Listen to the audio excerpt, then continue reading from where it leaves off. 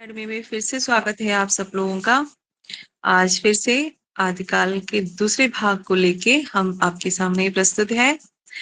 पहले 10 एमसीक्यू हम लोग कर चुके हैं, अब आगे के 10 एमसीक्यू आज करेंगे। इसी तरह धीरे धीरे हम लोग आदिकालीन एमसीक्यूज एक हफ्ते में खत्म करने की कोशिश करेंगे।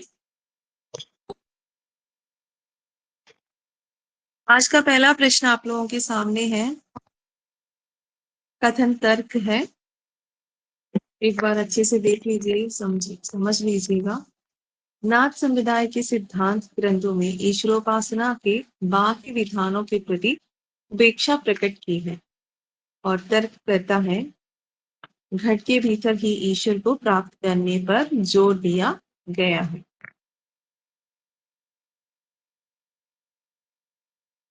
इसके ऑप्शंस बगल में मैंने दिया है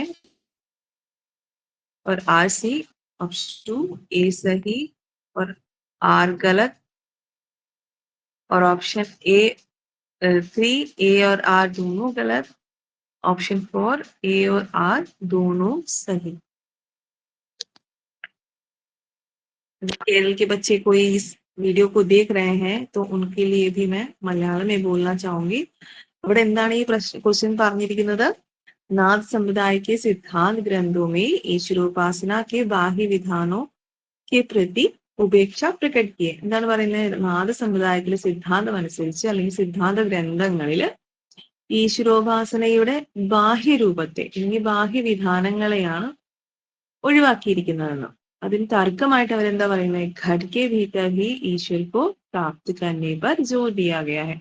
ഘട്ട് എന്ന് പറയുന്നത് നമുക്ക് എല്ലാവർക്കും അറിയാം, നാഥ സമുദായത്തിലും സിദ്ധ സമുദായത്തിലും ഒക്കെ എന്താണ് ഓരോ ശബ്ദങ്ങൾക്ക് പ്രമുഖത നൽകിയിട്ടുണ്ട് അല്ലെ. നമ്മൾ രാമചന്ദ്ര ശുക്ലിന്റെ ബുക്കും നഗീവിന്റെ ബുക്സ് ഒക്കെ വായിക്കുമ്പോൾ അതിനകത്ത് പറഞ്ഞിട്ടുണ്ട്. മാത്രവുമല്ല കഴിഞ്ഞ പരീക്ഷകളിലെല്ലാം നമ്മൾ നോക്കുമ്പോൾ പലയിടത്തായിട്ട് നാദ് ശബ്ദ കാ മത്ലബ് ക്യാ ഹൈ എന്നൊക്കെ പറഞ്ഞിങ്ങനെ ചോദിച്ചിട്ടുണ്ട്. അതേപോലെ തന്നെ ഒരു ശബ്ദമാണ് ഘട്ട്. ഘട്ട് എന്ന് പറയുന്നത് ശരീരം എന്നാണ് ഉദ്ദേശിക്കുന്നത് അല്ലെ. ഘട്ട് കെ ഭീതർ ഹി ഈശ്വർ കോ പ്രാപ്ത് കർനെ പർ ജോർ ദിയാ ഗയാ. നാഥ സമുദായത്തിൽ എന്താണ്? ഘട്ട്, ശരീരത്തിനുള്ളിൽ തന്നെ ഈശ്വരോപാസന. അതായത് അവര് യോഗമാർഗമല്ലേ നോക്കിയിരിക്കുന്നേ. യോഗ ഹഠയോഗിലൂടെ ഈശ്വരനിലേക്ക് എത്തുക അല്ലെ. അപ്പോ അത് എന്താണ്? ശരീരത്തെ ഒരു അമ്പലമായിട്ടും അമ്പലത്തിനുള്ളിലെ ആത്മാവിനെ ഈശ്വരന്റെ പ്രതീകവുമായിട്ടാണ് അവര് കാണുന്നത്. സോ ഇവിടെ നമ്മൾ കാണുന്ന ഈ ക്വസ്റ്റ്യനെ വെച്ച് നോക്കുമ്പോൾ ഇത് ശരിയാണോ തെറ്റാണോ, ഇത് രണ്ടും ആപ്റ്റ് ആയിട്ടുള്ളതാണോ എന്നാണ് നിങ്ങൾ നോക്കേണ്ടത്. यहाँ पे जो घट बोला गया है वो घट क्या है? शरीर के लिए प्रयोग किया जाता है नाथ समुदाय में. जैसे नाथ समुदाय में हो या सिद्ध समुदाय में हो, अलग अलग शब्दों के कुछ ऐसे शब्द स्पेसिफाई करके बताया जाता है. उसके दूसरा द्वयार्थ होता है ना. जैसे रामचंद्र शुक्ल की किताब हो, नगीन की किताब हो, पढ़ोगे तो उसमें भी ये आपको देखने को मिलता है. घट का मतलब नाद, बिंदु, नाद, बिंदु और विस्फोट, इन सारी चीजों के, इन सारे शब्दों के अलग अलग मतलब होते हैं. तो वो किससे रिलेटेड होते हैं, किससे संबंधित है, इस तरह अलग अलग प्रश्न भी कई परीक्षाओं में देखा जाता है. एनटीए में ही पूछा था कि एक बार नाद का मतलब ऐसा ही कुछ पूछा था. अभी सही से मुझे वो प्रश्न याद नहीं आ रहा. बोलने का मतलब ये है कि इन सारे शब्दों को भी आप लोगों को ध्यान देना चाहिए.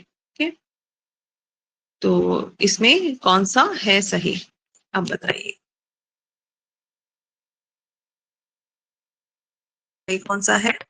ऑप्शन 3. ऑप्शन 3 इसमें सही है क्योंकि दोनों, सॉरी ऑप्शन 3 नहीं,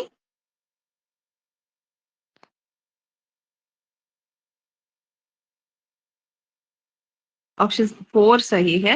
मतलब दोनों ही सही है. इसमें गलती से लग गया, दोनों ही सही है क्योंकि नाथ समुदाय के सिद्धांत ग्रंथों में ईश्वरोपासना के बाह्य रूपों के प्रति उपेक्षा ही है ना. क्योंकि वो घट के भीतर ईश्वर को मानते हैं तो स्वभावतः ही वही उसका मतलब है कि बाह्य रूपों को मना किया गया है. घट के भीतर ही ईश्वर को प्राप्त करने से जोर दिया है, इसी कारण है ना। तो ये दोनों ही सही है। तो ऑप्शन कौन सा सही है? ऑप्शन 4 ए और आर दोनों सही है। क्लियर?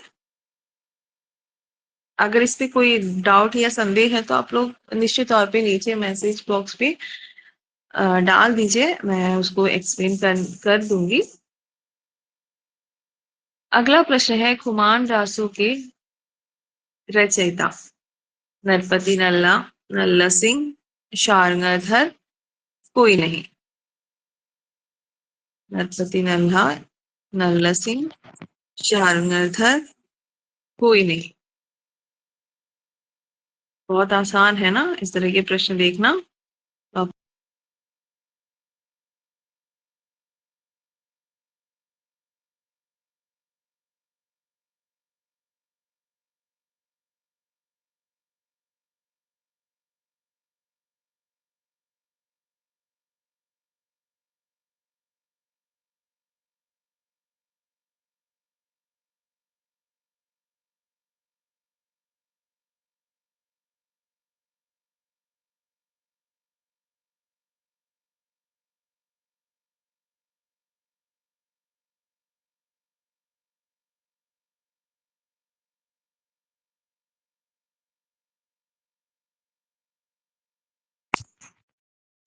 आंसर लिख लिया? वैसे आप लोग एक कॉपी कलम देखे बैठिएगा, क्योंकि क्या है ना कि अगर ये एक बार आपको पता भी होगा ये सारे प्रश्न तो आप लोग जानकार।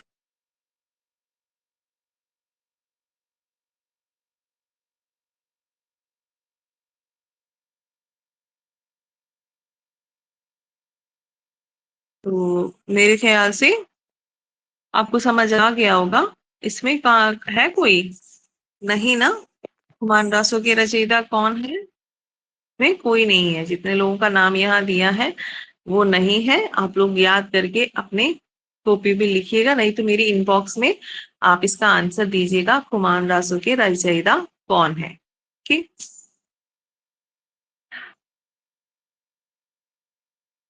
മലയാളം वाले बच्चों के लिए നിങ്ങൾ മനസ്സിലായിട്ടുണ്ടാവുമെന്നറിയാം. ഇതിൽ കുമാരദാസ് ഒരു രചയിത ആരാണെന്നാണ് ഞാൻ ചോദിച്ചിരിക്കുന്നത്. ഞാൻ പറഞ്ഞത് എന്താന്ന് വെച്ചാൽ ഇതിന് ശരിയായിട്ടുള്ള ആൻസർ നിങ്ങൾ താഴെ പറയുകയാണെങ്കിൽ ഇൻബോക്സിൽ പറയണം കേട്ടോ. ക്ലാസ് കേട്ടിട്ട് അതൊന്ന് അന്വേഷിച്ച് കണ്ടുപിടിക്കുക. നിങ്ങൾക്ക് അറിയാമെങ്കിൽ ഉടനെ തന്നെ ഒന്ന് ടൈപ്പ് ചെയ്തിട്ടേരും. अगला एक प्रश्न है, किस ആദികാലീൻ കവി ने अपने आप को अभिमान मेरु कहा है? ഏത് ആദികാലീൻ കവിയാണ് തന്നെ തന്നെ എന്ത് അഭിമാന മേരു എന്ന പേരില് വിളിച്ചത്? ഇങ്ങനെ സിദ്ധ സാഹിത്യത്തിലും നാൾ സാഹിത്യത്തിലും ഒക്കെ നമ്മൾ കാണുന്നുണ്ട് അല്ലെ. പല ആചാര്യന്മാരും പലരും വിളിപ്പേര് ഇട്ട് കൊടുത്തിട്ടുണ്ട് അല്ലെ. അതുകൂടാണ്ട് തന്നെ അവർ സ്വയമേ തന്നെ തങ്ങളുടെ പേരുകൾ കണ്ടുപിടിച്ചിട്ടുണ്ട്. അപ്പൊ അങ്ങനെയുള്ള ഒരാൾ ഈ താഴെ കൊടുത്തിരിക്കുന്ന ആരാണ് ഈ അഭിമാനമേരു എന്ന പേരിൽ സ്വയമേ പറഞ്ഞുകൊണ്ടിരുന്നത് അല്ലെങ്കിൽ എല്ലാവരോടും ഇൻട്രൊഡ്യൂസ് ചെയ്തുകൊണ്ടിരുന്നത് എന്നുള്ളതാണ് ഇവിടെ.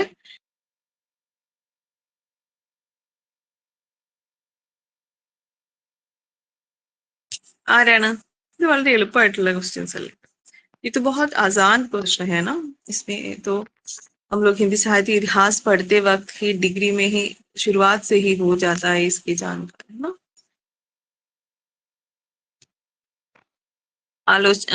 और भी सोचने के लिए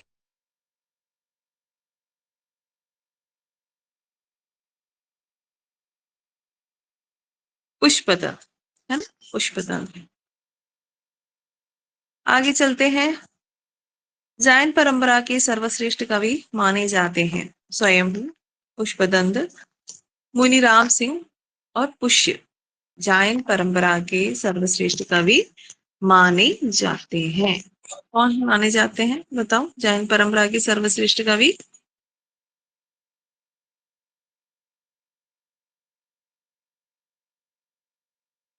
मुनि राम सिंह. सर्वश्रेष्ठ, यहाँ ध्यान देने वाली बात है कि जो शब्दों का प्रयोग प्रश्न में होता है ना, आप लोगों को उस पर भी ध्यान देना चाहिए. सर्वश्रेष्ठ कवि है, रहस्यवादी कवि है, या किसी के गुरु कवि है, इस तरह अलग अलग शब्दों का प्रयोग प्रश्न में आता ही रहेगा, तो आप लोगों को उस पर ध्यान देके आंसर देना चाहिए हमेशा। अगला प्रश्न है, हिंदी में राम काव्य परंपरा के प्रवर्तक। हिंदी में राम काव्य परंपरा के प्रवर्तक कौन है? धनपाल, शालिभद्र सूरी, जीनदत्त सूरी, मुनि राम सिंह। हिंदी में राम काव्य परंपरा के प्रवर्तक धनपाल, शालिभद्र सूरी, जीनदत्त सूरी, मुनि राम सिंह। ये सब किस विधा के, नहीं तो किस काव्य धारा के लोग हैं? राम काव्य कहाँ पे आप लोगों ने पढ़ा? हम लोग तो राम साहित्य कहाँ पढ़ते हैं? वैसे तो जनरली सब बोलते हैं कि सगुन भक्ति धारा में ही बोलेंगे ना। नहीं, लेकिन सगुन भक्ति धारा में नहीं है। राम काव्य परंपरा तो कब से शुरू हुई है? सिर्फ बहुत संस्कृत साहित्य से ही राम, है ना, वाल्मीकि रामायण वहीं से तो है। लेकिन हिंदी में राम काव्य कहाँ से शुरू हुई, ये पूछा जाए तो आप लोग कहाँ जाना चाहिए?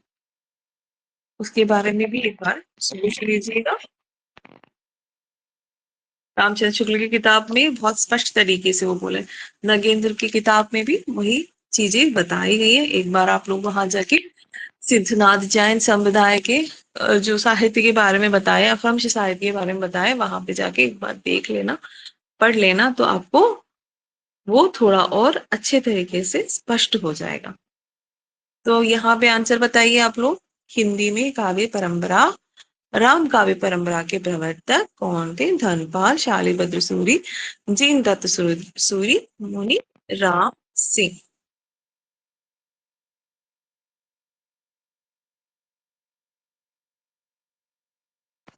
कौन है? शालिभद्र सूरी। अब आते हैं 16वें प्रश्न पर। निम्नलिखित में रहस्यवादी 11वीं सदी में रचित लोक भाषा काव्य, निम्नलिखित में 11वीं सदी में रचित लोक भाषा काव्य कौन सा है? कुमानडासो, ढोला मारूरा दूहा, नेमिनाथ जैद, उक्ति व्यक्ति प्रकरण। ये जितने भी मैंने ऑप्शन में रखा है किताबों का नाम, वो सब बहुत महत्वपूर्ण किताबें हैं। उनकी हर एक का एक अलग अलग खासियत है। कुमारदासो, ढोला मारूरा दूहा, नेमिनाथ शरिद, उक्ति उक्ति प्रकरण। जैसे उक्ति उक्ति प्रकरण, प्रकरण क्या है? व्याकरण ग्रंथ है। उसी तरह है हर किताब की अलग अलग खासियत है। आप लोग इसको कॉपी में लिख के एक बार ढूंढ के उसका लिख लीजिएगा। मैं ऐसे बोल रही हूँ कि आप लोगों से, मैं चाहूँ तो यहाँ पे बोल भी बता भी सकती हूँ, लेकिन हर विद्यार्थी के अंदर जिज्ञासा होनी चाहिए, है ना।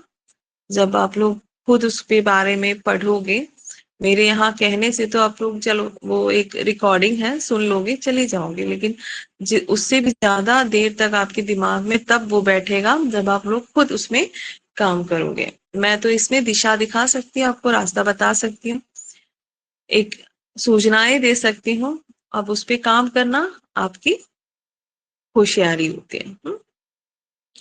എല്ലാവരും ഞാനിവിടെ പറയുന്ന ഓപ്ഷൻസിലൊക്കെ ഓരോ ഓപ്ഷൻസിലും 4 ഓപ്ഷൻ എടുത്തു കഴിഞ്ഞാൽ 4 ഓപ്ഷനിലും കൊടുത്തിരിക്കുന്ന പേരുകളായാലും ഗ്രന്ഥങ്ങളുടെ പേരുകളായാലും ഒക്കെ അതിലൊന്ന് വർക്കൗട്ട് ചെയ്യുകയാണെങ്കിൽ നിങ്ങൾക്ക് അതിന്റെ ഡീറ്റെയിൽസും കൂടി കിട്ടും കേട്ടോ. രാമചന്ദ്ര ശുക്ലൻ നഗേന്ദ്രന്റെ ബുക്കിൽ തന്നെയുള്ള എല്ലാ കാര്യങ്ങളും ഉണ്ട്.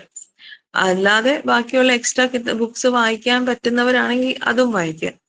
അപ്പോൾ ഈ പറയുന്ന രചനകളെ സംബന്ധിച്ച് എവിടെ നിന്നെല്ലാം എന്തെല്ലാം കിട്ടുന്നു അതെല്ലാം നിങ്ങൾ എഴുതി വെക്കുക. പരീക്ഷ ഇപ്പൊ ഒരുപാട് ഡീപ്പായിട്ടാ ചോദിക്കുന്നത്. അപ്പൊ നമ്മള് എത്രയെല്ലാം നമ്മളെ റെഡിയാക്കി വെക്കാമോ അത്രയും വെക്കുമ്പോഴാണ് നമ്മൾ ആ ഒരു കാര്യത്തിൽ സക്സസ് ആവുന്നത്, അല്ലെ? അപ്പോ ഇതിന്റെ ഉത്തരം ഒന്ന് പറഞ്ഞേ. നിമ്നലിഖിത് में 11वीं सदी में रचित लोक भाषा काव्य.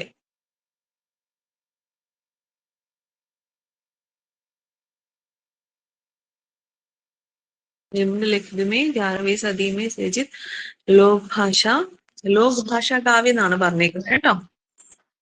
ലോക് ഭാഷ കാവ്യ.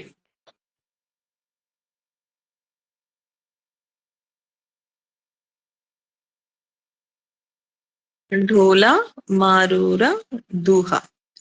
ढोला मारूरा दूहा നല്ല एक अच्छे एक रचना है. इस पे भी आप लोग पढ़ लेनी चाहिए. अगला प्रश्न है पृथ्वीराज रासो को अप्रामाणिक मानने वाले विद्वानों का तर्क। आप लोगों को पता ही होगा कि पृथ्वीराज रासो के संदर्भ में बहुत सारे विद्वान उसको प्रमाणिक भी मानते हैं, अप्रामाणिक भी मानते हैं, अर्ध प्रमाणिक भी मानते हैं। तो उसका उसका भी प्रश्न, उससे भी रिलेटेड प्रश्न हमेशा पूछा जाता है कि कौन से विद्वान ने इसको प्रमाणिक माना है, कौन से विद्वान ने इसको अप्रामाणिक माना है। और ये सारी चीजें शुक्ल हो या नानागेंद्र की किताब में लिखी हुई है। आप लोग उसकी एक तालिका बना लीजिए, एक चार्ट बना लीजिए, ताकि आप उसको याद कर सके और उसके भी ट्रिक्स के साथ आप उसको याद कर सकते हो। तो खैर वो सब थियरी पार्ट है, आप लोग अगर इंटरेस्टेड है तो आप कर लीजिएगा।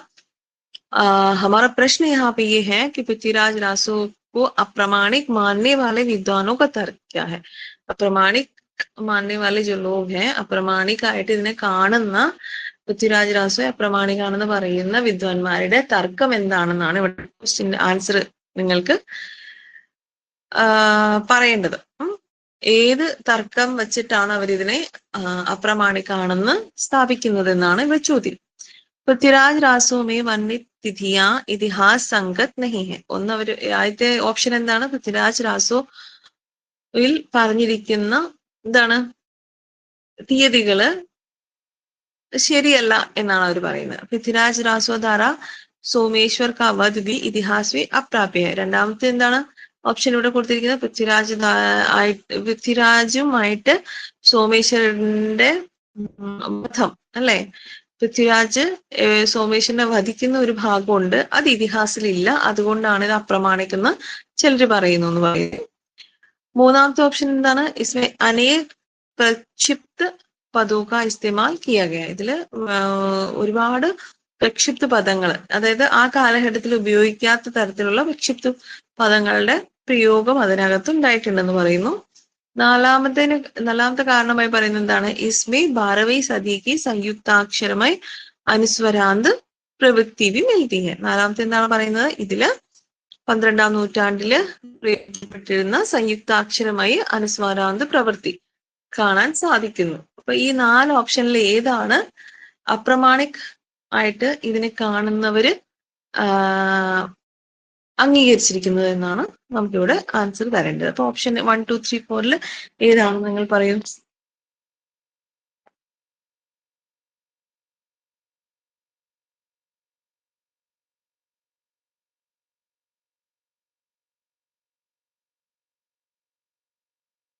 ആദ്യകാലം വായിച്ചു പോകുമ്പോൾ നമ്മൾ അത് ലിസ്റ്റ് ചെയ്തിട്ടുണ്ടെങ്കിൽ എളുപ്പമാണ് ആൻസർ പറയാൻ. എന്താണ് കോൺസ है इसका आंसर, इसमें 12वीं सदी की സംയുക്താക്ഷരമായി അനുസ്വരാന്ത് പ്രവൃത്തി മിൽത്തി ഹെ. അതുകൊണ്ടാണ് ഇതിനെ എന്താണ് അപ്രമാണിക് ആണെന്ന് ഇത് പറയാനുള്ള കാരണം. ഇത് എഴുതപ്പെട്ട കാലഘട്ടത്തിലേക്കാൾ വ്യത്യസ്തമായി കാലഘട്ടത്തിന് ശേഷമുള്ള സമയങ്ങളിൽ ഉപയോഗിച്ചിരുന്ന അല്ലെങ്കിൽ പ്രവൃത്തിയിലിരുന്ന അല്ലെങ്കിൽ ലേഖനത്തിന്റെ രീതിയിലിരുന്ന ഭാഷ അല്ലെങ്കിൽ ഒരു പ്രവൃത്തി, ഭാഷയുടെ പ്രവൃത്തി, എഴുത്തിന്റെ പ്രവൃത്തി, അത് ഇതിൽ കാണാൻ സാധിക്കുന്നു. അതുകൊണ്ടാണ് ഇതിനെ അപ്രമാണിക്കായിട്ട് ഞങ്ങൾ പറയുന്നത് എന്നാണ് ഈ വിദ്വാൻമാര് അഭിപ്രായപ്പെടുന്നത്. അടുത്ത ക്വസ്റ്റ്യൻ നോക്കാം. കുക്കുരിപ്പ കെ ഗുരു थे. സിമ്പിൾ അല്ലേ, കുക്കുരിപ്പ ഗുരു കോൺ ഹെ. ഇതൊക്കെ പണ്ട് വന്നുകൊണ്ടിരുന്ന തരത്തിലുള്ള ക്വസ്റ്റ്യൻസ് ആണ് എന്ന് പറഞ്ഞ് ഇപ്പൊ വരാതിരിക്കാനും ചാൻസ് ഇല്ല. കാരണം അറിയാലോ, കുറച്ച് 10, 20, 30 क्वेश्चंस एक लगभग 30 से और 40 के बीच में इसी तरह के प्रश्न आते हैं. कभी कभी वन लाइनर भी आ जाता है. अगर वन लाइनर नहीं आता है बोल के ये सारी चीजें ध्यान नहीं दोगे तो क्या पता कि उस टाइम पे आ ही जाए, पिछले बार के एग्जाम की तरह. हाँ, पिछली बार के एग्जाम में ये क्या हुआ था, पहले वाला जो री एग्जाम डाला उसमें क्या किया, डीपली गए नहीं, है ना, सीधे सीधे इतिहास से ज्यादा प्रश्न आए थे. तो कुछ भी हो सकता है, परीक्षा है, परीक्षा एग्जामिनर के ऊपर है ये सारी चीजें. तो हमारा कर्तव्य क्या होता है कि हमको सारी तैयारियां रखनी चाहिए ना, सारी तैयारियां रख लीजिए और सिलेबस को कंप्लीट कर लीजिए. उससे भी बियॉन्ड जाके कुछ भी कर सकते हो तो वो भी उस तरह की कृतियां पढ़िए आलोचनात्मक रचनाएं पढ़िए। हर आप लोगों के सिलेबस में रखे हुए किताबों के बिहाफ में जितनी भी आलोचनात्मक ग्रंथ निकले हैं उसको पढ़िए, ताकि आपकी तैयारी बहुत अच्छे से हो सके। नेट जेआरएफ ही नहीं, उसके बाद आने वाले परीक्षाओं के लिए भी आप तैयार हो पाए, है ना, हायर एजुकेशन के लिए। तो मेरा वही है, हर छोटी तिनके से लेके बड़े बड़ी चीजों तक आपका ध्यान हमेशा बने रहना चाहिए। वही आपको सक्सेस तक पहुंचाने के लिए आपको हेल्प करेगा। तो यहाँ पे कौन सा है, हाँ, कुकृत्य के गुरु का नाम बता।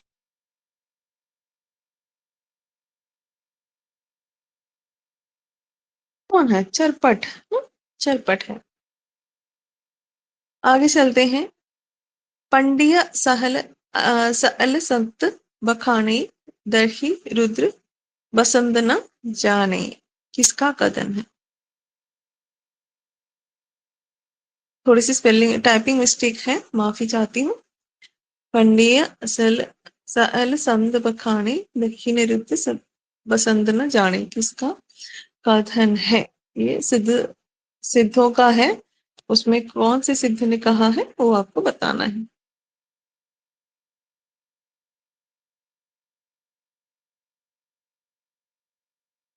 कण्णप्पा, डोंबिप्पा, शालिभद्र सूरी, कोई नहीं। कण्णप्पा, डोंबिप्पा, शालिभद्र सूरी, कोई नहीं।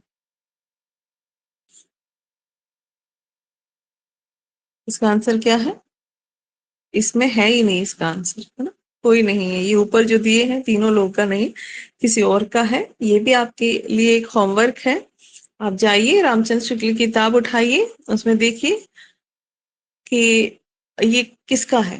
वो वाला पोर्शन पढ़िएगा मन बैठा के, മനസ്സിരുത്തി എല്ലാവരും ഒന്ന് വായിക്കുക രാമചന്ദ്ര ശുക്ലിന്റെ ബുക്ക് സിദ്ധ സാഹിത്യം. അവിടെ നിങ്ങൾക്ക് ഇതിനുള്ള ഉത്തരം കിട്ടും കേട്ടോ, ഇതാരാണ് എഴുതിയെന്നുള്ളത്. ओके, अब आगे बढ़ते हैं. आज का अंतिम प्रश्न 20वां.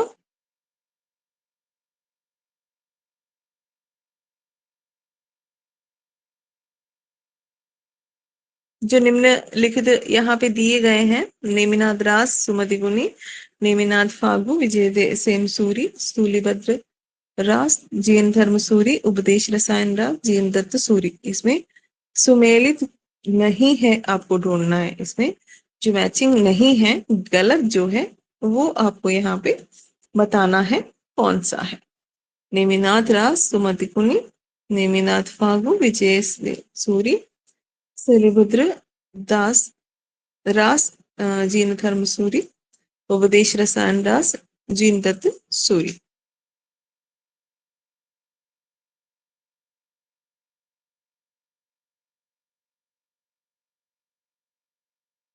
आंसर कौन सा है? गलत कौन सा है? नेमिनाथ फागु, विजय सेन सूरी, ये गलत है. ओके, तो आशा है कि आज के 10 प्रश्न भी आप लोगों को अच्छा लगा होगा. इस तरह के और भी प्रश्न चाहिए तो आप लोग इनबॉक्स में बताइएगा, और सब्सक्राइब करिएगा, शेयर करिएगा अपने दोस्तों के साथ. अगर ये प्रश्न अच्छे लग रहे हैं, इसी तरह सीरीज आगे बढ़ानी है, तो आप अपने दोस्तों के बीच में ये शेयर करिएगा, और लाइक भी करिएगा, कुछ तो कुछ कमेंट भी करिएगा. जो होमवर्क मैं देती हूँ उसके बारे में बताइएगा. ഇതിൽ കൊടുത്തിരിക്കുന്ന ഹോംവർക്ക് ഞാൻ എത്രയൊക്കെ തരുന്നുണ്ടോ അതൊക്കെ ഒന്ന് ചെയ്തിട്ട് ഒന്ന് റിപ്ലൈ ഒക്കെ തരുവാണെങ്കിൽ എന്താണ്, അടുത്ത ദിവസം ചെയ്യാൻ കുറച്ചും കൂടി ഒരു ഉഷാറുണ്ടാവും അല്ലെ. ഞങ്ങൾക്കും അറിയണ്ടേ നിങ്ങൾ ഇത് ആർക്കെങ്കിലും ഒക്കെ ഉപയോഗപ്പെടുന്നുണ്ടോ എന്നറിയാൻ വേണ്ടിയിട്ട്. അപ്പോൾ ഇത് ഒന്ന് ഫോളോ ചെയ്യാൻ എല്ലാവരും തുടങ്ങുകയാണെങ്കിൽ ഞാൻ കുറച്ചും കൂടി നല്ല രീതിയിൽ ഇവിടെ ആക്റ്റീവായിട്ട് വരാൻ ശ്രമിക്കാം. ഓക്കെ, ഇനി നിങ്ങൾക്ക് ആർക്കെങ്കിലും ക്ലാസ്സുകൾ ഡീറ്റെയിൽ ക്ലാസ് ആവശ്യമുണ്ടെങ്കിൽ അതും ഇൻബോക്സിൽ പറയുക. അതിനുള്ള റിപ്ലൈ നിങ്ങൾക്ക് കിട്ടുന്നതായിരിക്കും. അല്ലെങ്കിൽ ആരുമായിട്ടാണ് അതിനെ സംബന്ധിച്ച് സംസാരിക്കേണ്ടതെന്ന് വെച്ചാൽ അതിന്റെ ഡീറ്റെയിൽസും നിങ്ങൾക്ക് നിങ്ങളുടെ ഇൻബോക്സിൽ കിട്ടും കേട്ടോ. അപ്പോൾ ഇന്നത്തെ ക്ലാസ് കേട്ടതിനും ലൈക്ക് ചെയ്തതിനും ലൈക്ക് ചെയ്യും എന്നുള്ള വിശ്വാസത്തിന് ലൈക്ക് ചെയ്യുന്നതിന് ധന്യവാദ് അല്ലെങ്കിൽ നന്ദി. ഇനിയുള്ള വരാൻ പോകുന്ന വീഡിയോസിലും നിങ്ങൾ ഇതേപോലെ തന്നെ ഒന്ന് കാണുക, അതിനെ പറ്റി ആലോചിക്കുക, ഞാൻ തരുന്ന ഓരോ ക്വസ്റ്റ്യൻസിനെ പറ്റി ആലോചിക്കുക, അത് ഏത് ബുക്കിലാണുള്ളത്, അതിന്റെ ഉത്തരം ശരിയാ. ഇതും കൂടെ നോക്കണം കേട്ടോ. ഒരു അധ്യാപകൻ ആരെങ്കിലും ഒരു യൂട്യൂബിൽ എന്തെങ്കിലും ഒരു ഇടുന്നുണ്ടെങ്കിൽ അത് ശരിയാണോ തെറ്റാണോ എന്ന് നിങ്ങൾ കൂടി ഒരു ക്യൂരിയോസിറ്റി ഉണ്ടാണ് ഇത് അന്വേഷിക്കാൻ. സോ നിങ്ങളത് പുസ്തകങ്ങളിലൂടെ അന്വേഷിച്ചിട്ട് അത് ശരിയാണെങ്കിൽ ശരി, തെറ്റാണെങ്കിൽ അതും വന്ന് പറയാം. ഇല്ല മാം തന്ന ഓപ്ഷൻസിൽ ഇത് തെറ്റാണ് ഇന്ന ബുക്കിൽ. അപ്പം വെറുതെ പറഞ്ഞാൽ പോരാ കേട്ടോ, നിങ്ങൾ അത് എവിടെ നിന്നാണെന്നുള്ള ഓതന്റിക് ബുക്കിൽ നിങ്ങൾ അത് കാണിച്ച് ഫോട്ടോ ഇടണം, അപ്പോഴേ പറയുള്ളൂ കേട്ടോ. അതാണ് അതിന്റെ ഒരു ശരി. അപ്പോ ശരി, എന്നാൽ എല്ലാവർക്കും നന്ദി. വീണ്ടും ഒരു ക്ലാസ്സുമായി വീണ്ടും കാണാം ഉടനെ തന്നെ. Thank you.